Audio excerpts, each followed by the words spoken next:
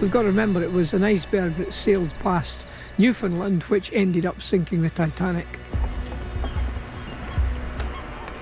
Doug Allen is here because it's iceberg season. He's part of a scientific expedition. Every summer, thousands of icebergs float south from the Arctic into the shipping lanes and oil fields off the coast of Newfoundland. This team are here to help protect those multi-billion-dollar industries by trying to understand more about where the icebergs are heading. The man leading the expedition is Neil Riggs. So we put it back in the water again, okay, and if we lose control, then we take it in, we secure it, and if that goes nowhere, we go home. The big problem with icebergs is simple. They float.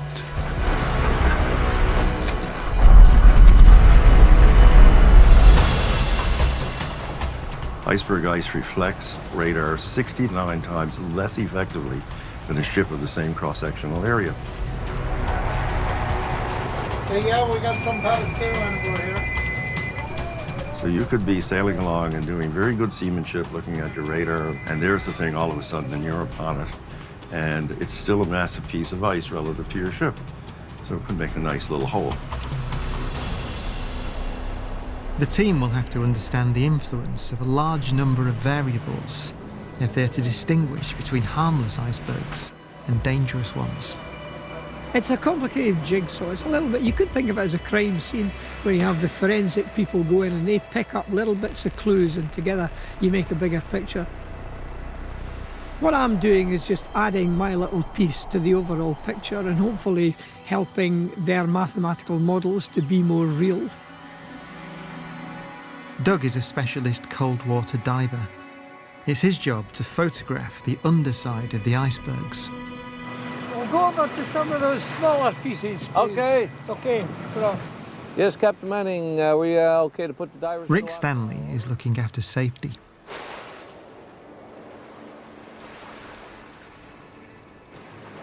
Who knows what's going to happen? There's so much pressure in this ice that it blows, it explodes. But there's pressure in there that can blow a piece of iceberg off the ice, probably 15 or 20 feet.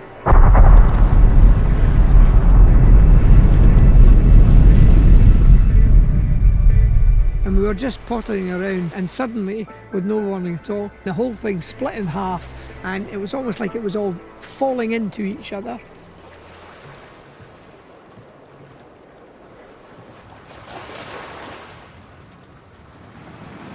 This might be a bit unstable. This is a huge berg. I'd rather dive around one that wasn't falling apart. Yeah.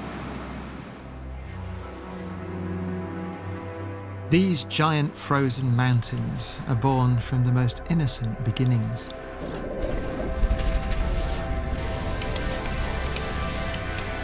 Snowflakes. Over thousands of years, they're compressed to form glaciers, but then break off to form icebergs. An average one weighs 200,000 tons. And that, give or take, is around 100 trillion snowflakes that form the structures that the expedition is trying to model, using a combination of sonar robots and Doug's first-hand observations.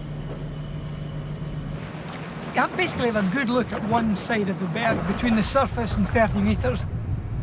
Tell them what I saw and it will mean that they can interpret the sonar data that comes back. They'll get a better idea of it if I've seen it for myself.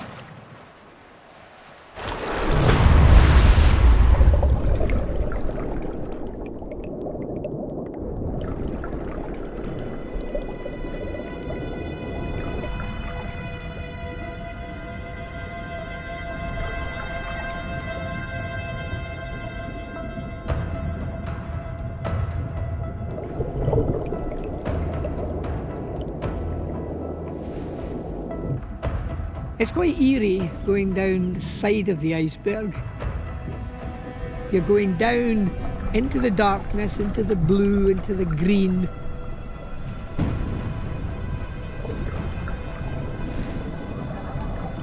And very occasionally there'll be this really loud thump, just like someone had hit you with the flat of their hand in the centre of your chest, where the iceberg is banging on the bottom.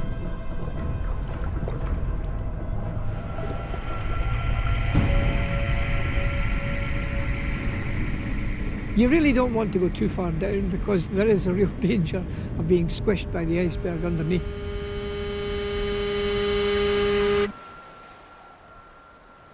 Well, you always worry when divers are in the water, but iceberg diving, there's even more of that anticipation and excitement that goes on in the lower part of your belly.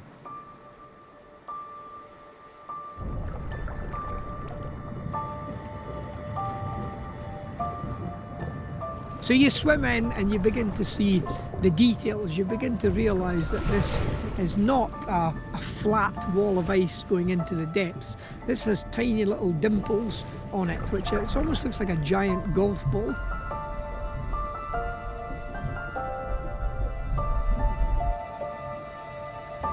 These features are added to the models to understand how they affect the way the icebergs float and travel over long distances and into the shipping lanes.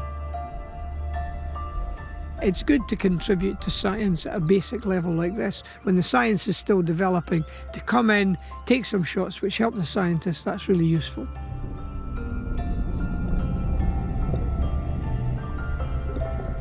For all their unpredictability, there is regularity in the behaviour of icebergs. If you look carefully and ask the right questions, which is what science is all about.